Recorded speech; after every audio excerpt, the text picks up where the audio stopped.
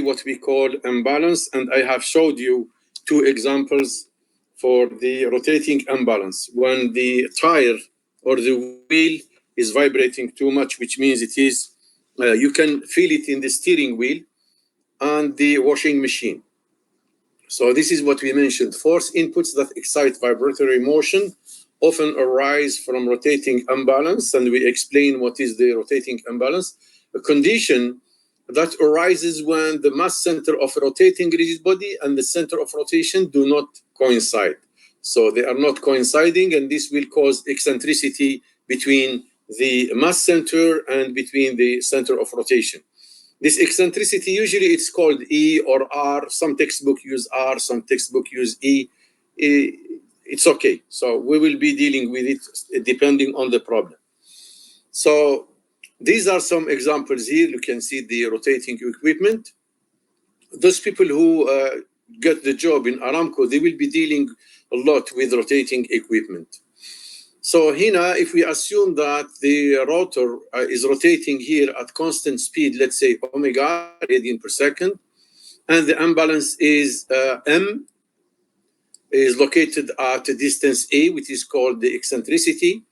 So the force generated here is simply called the centrifugal force, and it is given by me omega squared. This is the centrifugal force that is generated by this eccentricity. Here it could be a hole. For example, you have your machine that has a mass m, and you have a small mass, or it could be a hole also. So it is a small m. So we have two m here.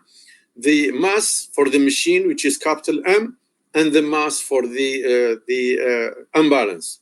So the force generated here is simply this force like this, which is given by E or omega squared. This is the centrifugal force.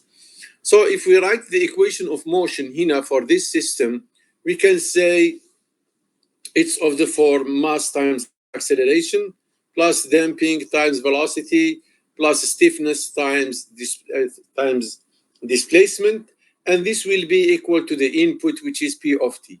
The input now, this time the input is nothing but it is the force, the centrifugal force. This is the centrifugal force.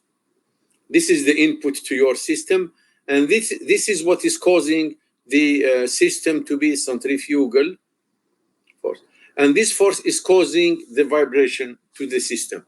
So if we express the force P of t as me omega squared sine omega t, we end up by having the equation of motion of this form. If we take Laplace transform, it will be simply ms squared plus bs plus k times x of x is equal to p of s, where p of s is the Laplace transform of the input.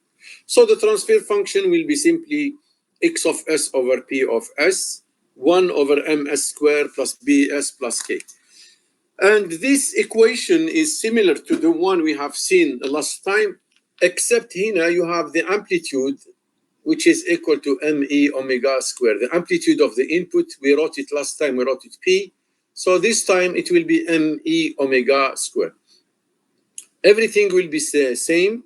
Now, if you substitute s is equal to j omega, we will get the sinusoidal transfer function. S is equal to j omega will give us the sinusoidal transfer function that is given by this equation here. So this is jg omega, or the sinusoidal transfer function, jg omega, is equal to 1 over k minus m omega squared plus j bay omega. We have the real part, which is k minus m omega squared, and the imaginary part, which is b omega.